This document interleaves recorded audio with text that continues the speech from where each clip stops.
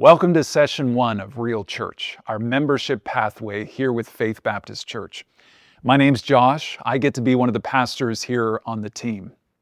When Jesus said, "I will build my church," he wasn't talking about a building, he wasn't talking about a meeting or a Sunday schedule. He was talking about a people formed around himself.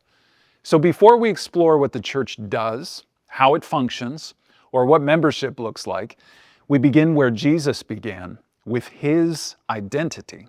Who Jesus is determines everything about who we are. And the clearest moment where Jesus reveals both his identity and his intention to build the church is in Matthew 16.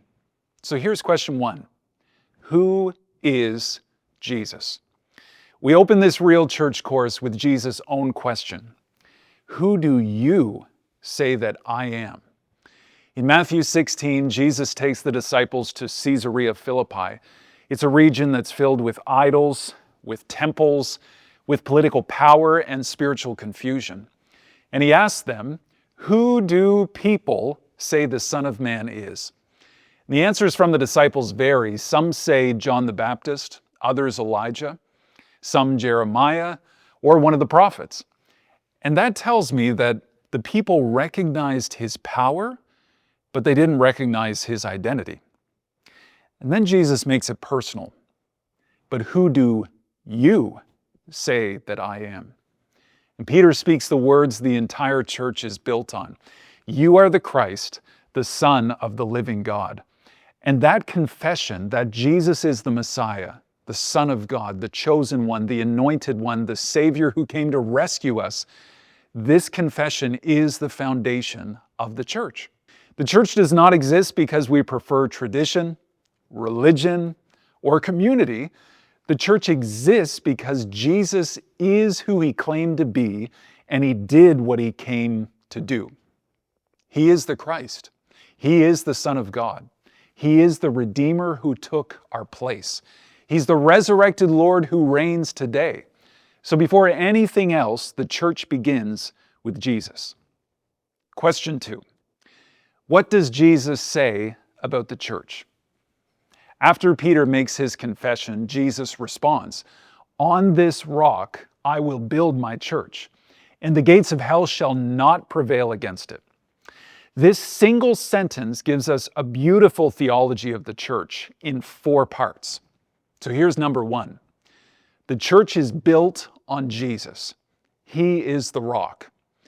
Jesus isn't calling Peter the rock, even though the name Peter means rock. He's pointing to Peter's confession. You are the Christ. This is the rock. This is the foundation. This is the unshakable truth on which the church stands. Jesus is the Christ. The church is not built on human relationships, preferences, programs, leadership. The church is built on Christ alone. The church is built on Jesus. Here's number 2. The church belongs to Jesus. He says, my church. Think about it. He doesn't say the church, your church, a church. He says, my church. That means he owns it. He leads it. He defines it, and he has authority over it. That means we are stewards, not the owners. We don't get to say, that's not happening in my church. It's not ours. The church belongs to Jesus. Number 3, the church exists by Jesus. He said, I will build. The church is Christ's idea. It's Christ's initiative. It's his mission. He is the builder.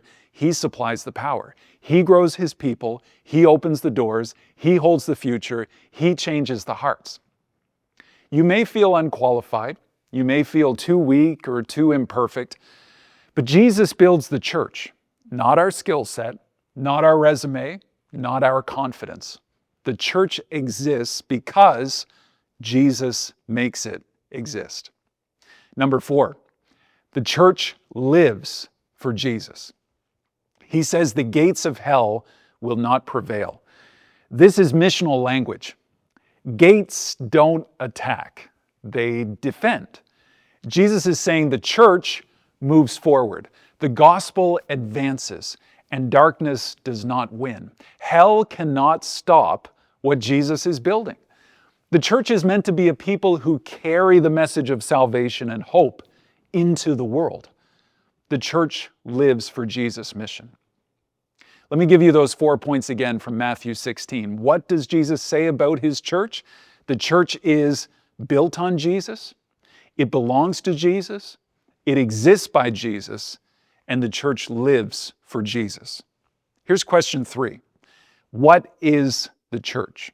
Because the church starts with Jesus, his identity informs what the church actually is. The New Testament word Jesus uses, ekklesia, means called out people.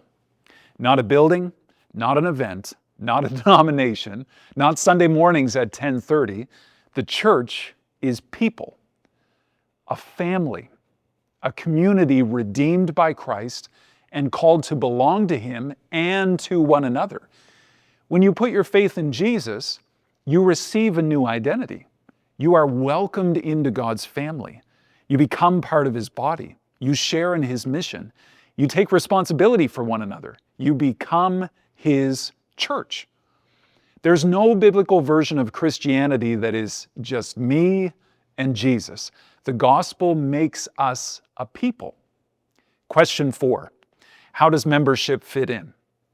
Membership is simply the intentional commitment we make to say, these are my people. This is my family. This is my spiritual home. This church's mission is my mission, and I am part of this body.